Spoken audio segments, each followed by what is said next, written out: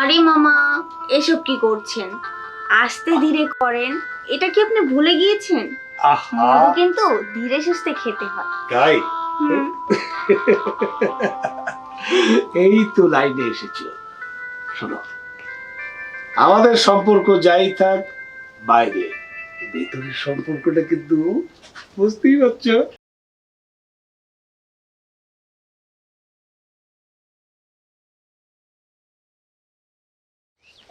এসো, ওই যে ওই বাড়িটা দেখতে পাচ্ছ, সাদা বাড়িটা, তার এই পার থেকে এই লাইট পোস্ট হয়ে এই দিক দিয়ে ঘুরে এই যে রাস্তাটা, এই পুরোটাই এক দাগের জমি।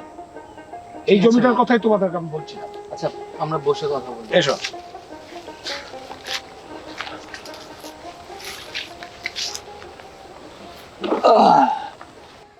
হ্যাঁ, বসো। শোনো বসো, তোমাকে এখানে কেন নিয়ে আসলাম জানো? সরজমিনে তোমাকে সম্পূর্ণ জায়গাটা দেখালাম, এবার দেখাবো জমির আসল দলিল। এই নাও, দেখো। এই জায়গাটা কিনলে তুমি ঠকবে না।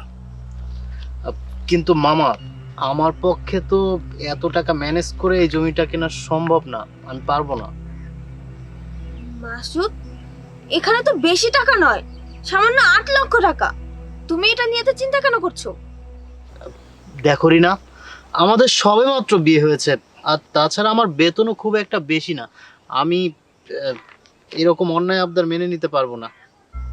শোনো মাসুদ, আমি এত শত কোনো কথা শুনতে চাই না। তোমার ওই ভাঙা বাড়িতে আমি 1 মিনিটও থাকতে পারবো না। রিনা ঠিকই বলেছে। তুমি তো রিনাকে বিয়ের সময় বলেছিলে তাকে তুমি টাইলস লাগানো বাড়িতে রাখবে, গাড়িতে চড়াবে, আরো কত কি বলেছিলে। মাসুদ, তুমি আর দ্বিমত করো না। আমি বলি কি, তোমার গ্রামে তোমার মায়ের যে দানি জমিটা আছে না, ওইটা তুমি বিক্রি করে দাও। তারপর আমরা শহরে এসে জমি কিনে বাড়ি করব। গ্রামে থাকতে হবে কেন? এসব তুমি কি বলছো রিনা? আমি আমার মায়ের শেষ স্মৃতিটুকু, আমার মায়ের জমিটা বিক্রি করব? এখানে আর কোনো দ্বিমত করো না মাসুদ। এই জায়গাটা যদি আমাদের হাতছাড়া হয়ে যায়, তাহলে তো আমাদের স্বপ্ন একদম শেষ হয়ে যাবে, আর বাড়িটাও করতে পারবো না আমরা। শোনো বাসন, যখন তখন ডিসিশন চেঞ্জ করলে তো হবে না। এই জায়গাটার অনেক খদ্দের আছে, যখন তখন যে কোনো সময় জায়গাটা বিক্রি হয়ে যেতে পারে। সময় নষ্ট না করে তুমি বরং রাতের ট্রেনেই গ্রামে যাও। কি বলিস রিনা? হ্যাঁ, মামা ঠিকই বলেছে। তুমি গ্রামে গিয়ে টাকার ব্যবস্থা করো। আচ্ছা, ঠিক আছে।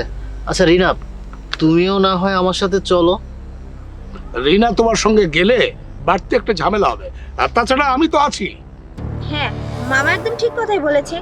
মামা থাকতে তুমি আমাকে নিয়ে একদমই চিন্তা করো না।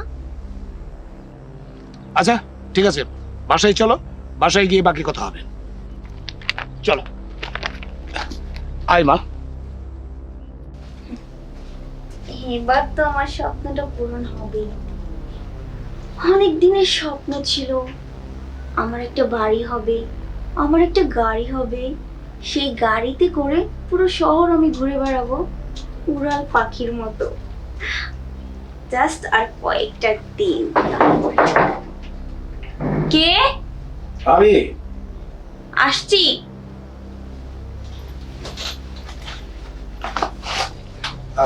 এসো মামা, বসেন মামা। রিনা, তোমার এখানে একা থাকতে ভয় করবে না তো? ভয় কেন করবে?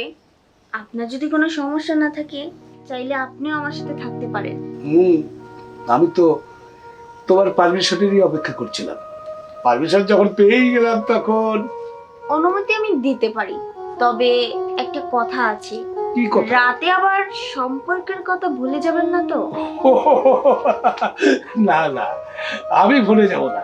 আমাদের সম্পর্ক ঠিকই থাকবে, তবে শুধু তোমাকে আমার কাছে আসতে হবে। আরে মামা, এসব কি করছেন? আস্তে ধীরে করেন। এটা কি আপনি ভুলে গিয়েছেন? আহা, মধু কিন্তু ধীরে সুস্থে খেতে হয়। তাই হুম। এই তো লাইনে এসেছো।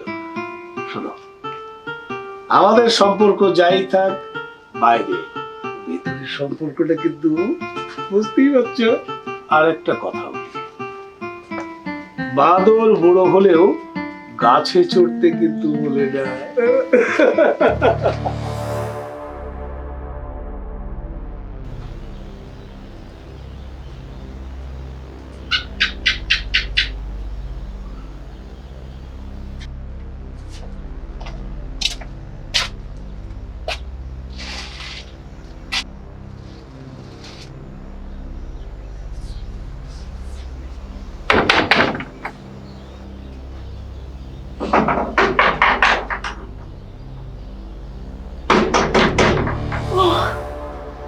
কে?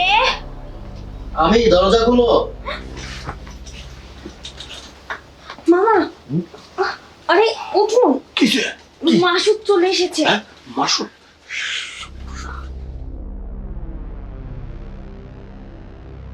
ও মাই গড, এত বেলা হয়ে গেছে।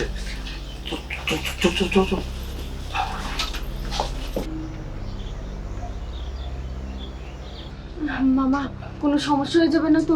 না না, আমি দেখছি। আচ্ছা ঠিক আছে, চলুন।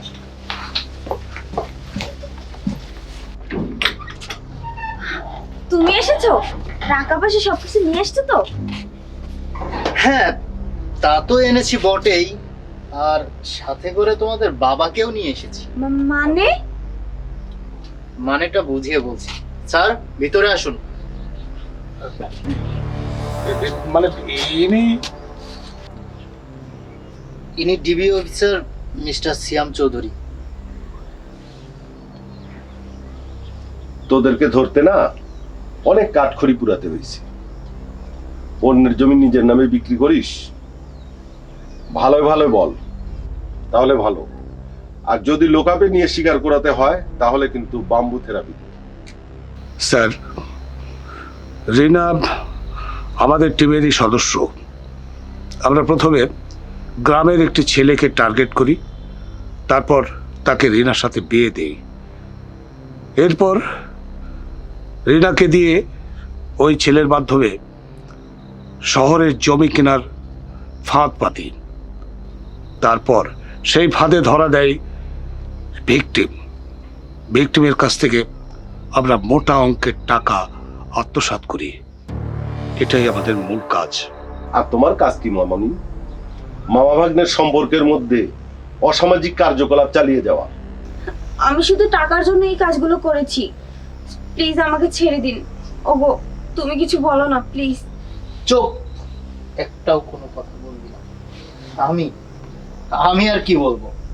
শোন, তোদের মতো এরকম প্রতারক চক্রকে ধরতে না আমি শুধুমাত্র আমার ডিউটি পালন করেছি, তাছাড়া কিছু নয়।